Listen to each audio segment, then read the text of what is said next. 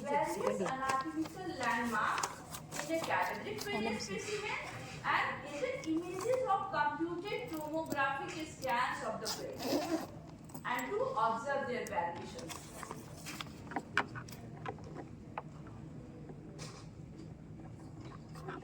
Just briefly coming to the normal anatomy of the major sulci of cerebral cortex, which we all are aware of, before going into the variation which I have observed in my study. Here we can see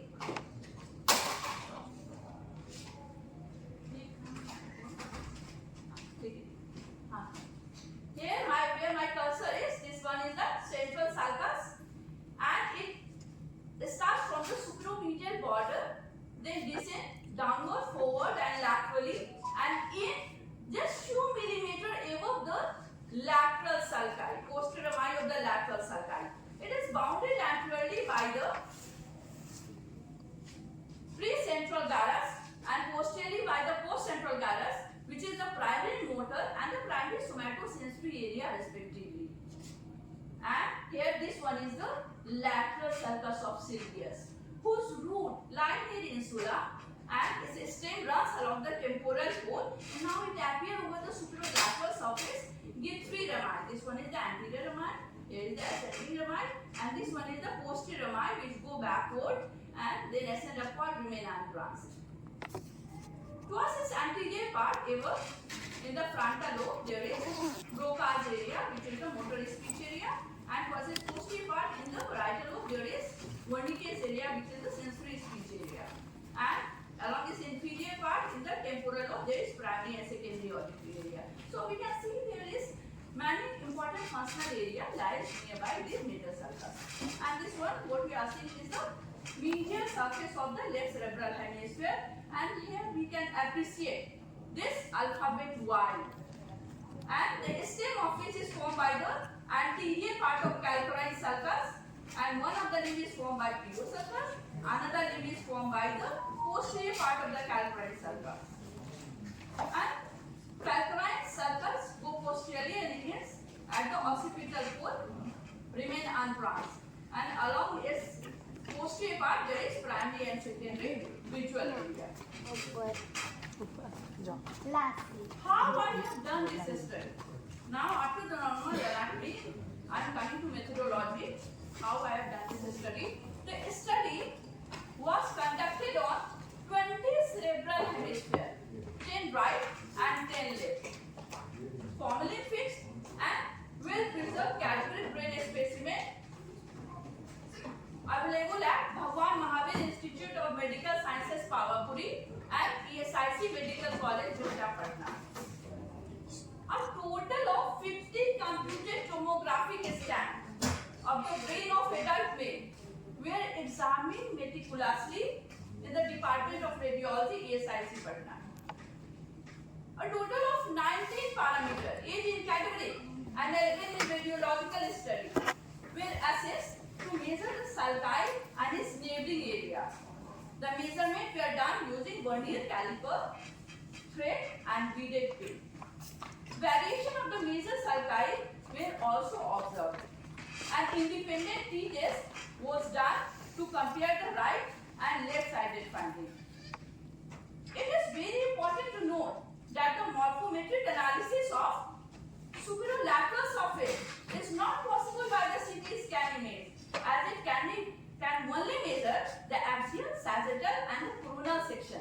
So as the superolateral surface is the uneven surface, so cadaveric study becomes the need, as well as it gives clear and detailed view at a time of whole of the sulcus, that is the central sulcus and lateral sulcus, which is present over the superolateral surface, as well as the anatomical variation can only be possible to be observed in the cadaveric study.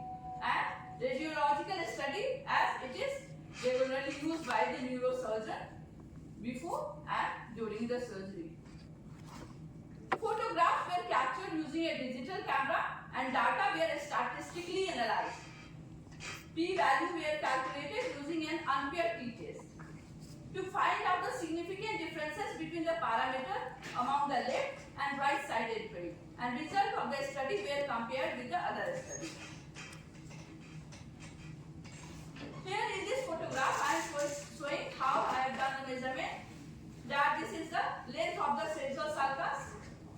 This one I am measuring the distance from the frontal core to the central sulcus on the medial surface, and this one is the length of a stem of lateral sulcus.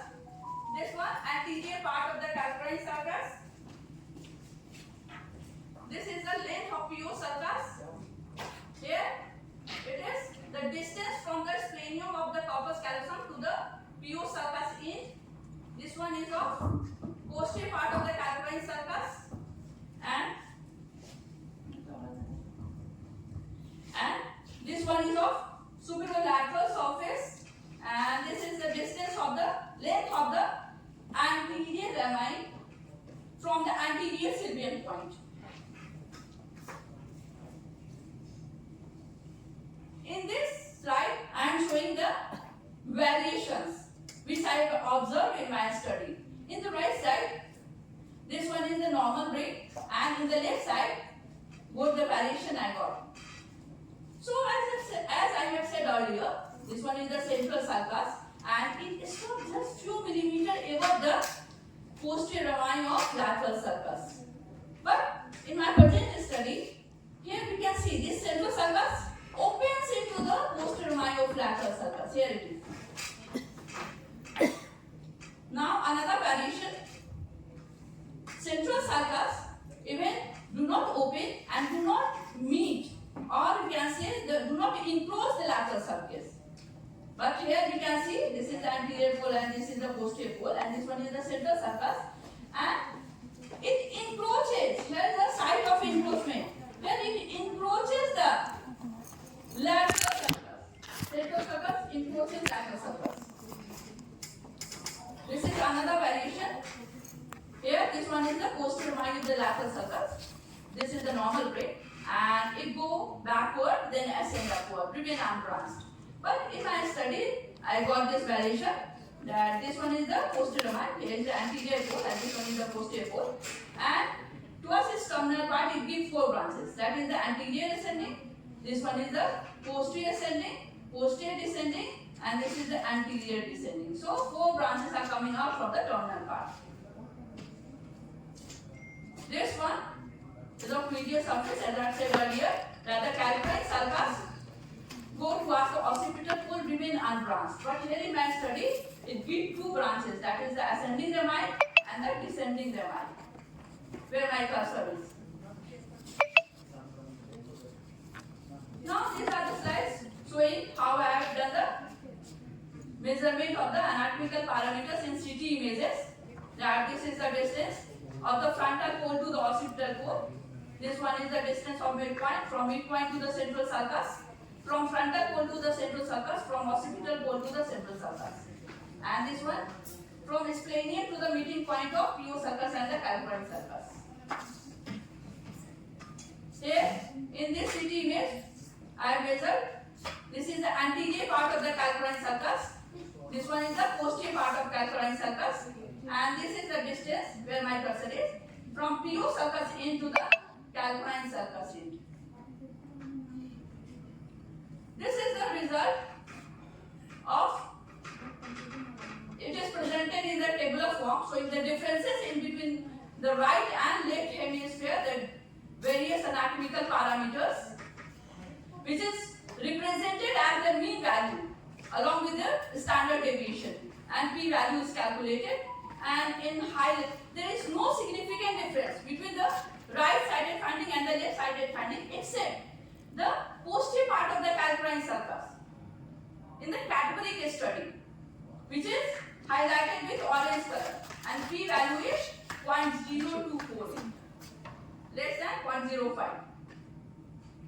And now this one represented the tabular form showing the difference in various parameters of radiological study. These are the parameters, and morphometric analysis is represented as the mean value along with their standard deviation. And we can see that most of the parameters showing the differences between the right and left sided finding highlighted with orange color. that the distance from the central sulcus to the occipital pole, anterior part of the calcareous sulcus. These are showing the differences between the right and left side. Now, in the discussion part, I am comparing my study with the study of the other researchers. That only the significant one. This is of cadaveric study, the posterior part of the calcareous sulcus. I am comparing with other, and this is of radiological study, only the significant one with the other researchers' finding. And it is very similar to the finding noted by the other researchers. And here, these three tables, so I am comparing the variation also noted by the other researchers, that Ono et al., Rivas et al., and Bonul et al. This variation that central sulcus meet lateral sulcus. I got 10% of the cerebral hemisphere, 5% right and 5% left hemisphere, and it is quite large in case of Ono et al. And Bonul et al. It could have been because of the larger sample size. And this one showing the variation comparing central sulcus encroaches the lateral sulcus. Also noted by Ebeling et al., Regis et al. And in my present study it is 5%, but other researchers noted 15%, 16%, and 17%. And this is of comparison calcareous sulcus between two terminal branches. My finding is 5%, and it is lower in case of Mandal et al. And much higher in the Flores et al. And the Alexander et al. So I am concluding my study and my presentation that the finding of the measurement of important parameter in the cadaveric study are consistent with the other study. In the present study, including cadaver, involving cadaver, there is no significant differences between the right and left sided finding except the posterior part of the calcareous sulcus. On the other hand, and the p-value is 0.0248 in cadaveric study. And on the other hand, in radiological study, the many parameters showing the significant differences and p-values less than 0.05. Variations are noted in 15%, 3 by 20. I have shown 4 variations because 2 variations are in the same drainage specimen, and the variations are central sulcus opens into the posterior rami of lateral sulcus, central sulcus encroaches lateral sulcus, posterior rami give 4 branches at its terminal part, and calcareous sulcus give 2 branches at its terminal part. Most of the measurement of sulci, cadaveric as well as the radiological, are higher in the left hemisphere, justifying the right-handedness of the larger population. In a nutshell, this study provides further insight into identifying the important functional areas of the brain located near the sulci and may aid neurosurgeon in performing precise surgery. Thank you.